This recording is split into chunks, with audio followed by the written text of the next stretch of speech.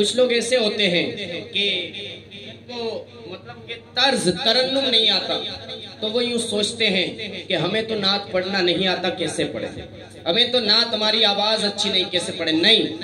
نعت میں آواز کا اچھا ہونا ضروری نہیں، آپ کے دل کی نیت کا اچھا ہونا ضروری ہے۔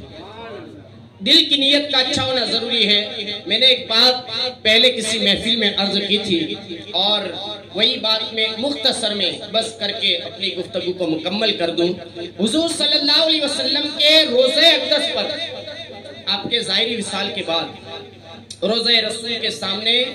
ایک عربی عورت آ کر نعت مصطفیٰ پڑھنے لگی۔ عربی عورت، عربی مطلب کہ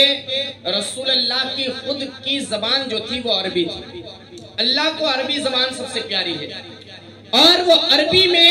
نعت پڑھنے لگی بڑے فصیح و بلیغ انداز میں۔ اور تھوڑی دیر کیا گزری کہ ایک دیہاتی عورت، گامڑے کی عورت آ کر اس کے پاس کھڑی ہو گئی، بڑی عورت تھی،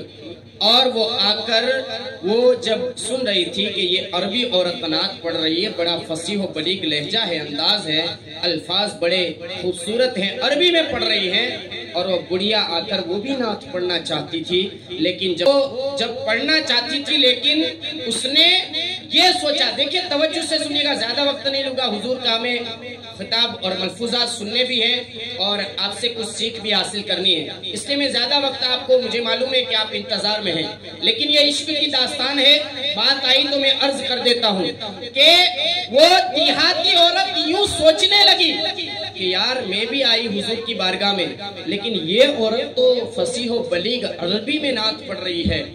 تو اب تو بات یہ ہے کہ حضور کی بارگاہ میں میری نعت کی تو کوئی حیثیت نہیں ہوگی، میری نعت تو اللہ جانے قابل قبول ہوگی یا نہیں ہوگی۔ بس اس نے یہ سوچا، پڑھی نعت، لیکن یہ سوچا جب وہ نعت پڑھی اور یہ سوچا، دل ہی دل میں تصور کر رہی تھی عربی کہاں لہجہ اور کہاں دیہاتی عورت کی نعت پڑھنا، بس یہی تصور کیا، نعت پڑھی، سلام عرض کیا اور اس کے بعد اپنے اپنے گھر گئے، اور جب رات کا وقت ہوا تو اس بڑھیا کی قسمت جاگی اور کیا دیکھا کہ مصطفیٰ نے اس کے دروازے پر دستک دی، اسے مصطفیٰ کا دیدار نصیب ہوا،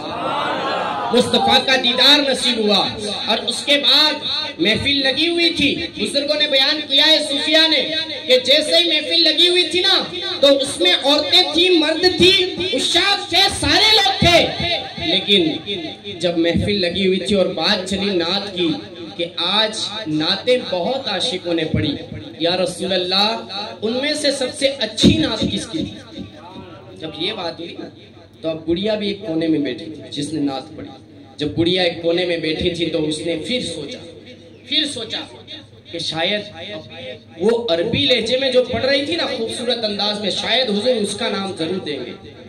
حضور اس کے بارے میں کہیں گے، اس کی نعت رسول اللہ کی بارگاہ میں قابل قبول مانی گئی ہوگی۔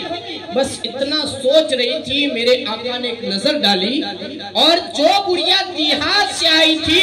اس کی طرف میرے آقا نے اشارہ کیا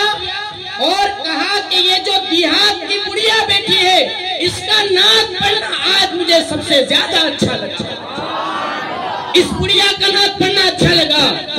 رسول اللہ کی بارگاہ میں بڑھیا کہتی ہے، آقا میرا لہجہ نہ تھا، ترنم نہ تھا، الفاظ کا کوئی استعمال نہ تھا، پھر میری نعت اچھی کیسے لگی؟ کہا کہ عربی عورت صرف عربی الفاظ بول رہی تھی، لیکن تو نے جو نعت پڑھی نا وہ دل کے اندر سے آواز آ رہی تھی، وہ نعت کی آواز دل کے اندر سے آ رہی تھی۔ یہاں پر وہی قبول ہوتا ہے جو دل کی گہرائیوں سے پیش کیا جاتا ہے، اسی لیے امام عشق و محبت نے کہا ہم یہاں سے پکارے وہاں وہ سنے، مصطفیٰ کی سماعت پہ لاکھوں سلام، دور و نزدیک کے سننے والے وہ کان لالے کرامت پہ لاکھوں سلام۔ اللہ کی بارگاہ میں دعا ہے مولا تبارک و تعالی ہمیں کہنے سننے سے زیادہ عمل کی توفیق عطا فرمائے، بیان میں عمدن سہون لفظاً غلطی اور اللہ اپنے فضل و کرم سے معاف فرمائے۔ آئیے اب چند اشعار کے ساتھ ہم حضور کا استقبال کر لیتے ہیں، آپ لوگ تیار ہیں تو محبت کے ساتھ ایک بار پیشگی سبحان اللہ کہہ دیجئے۔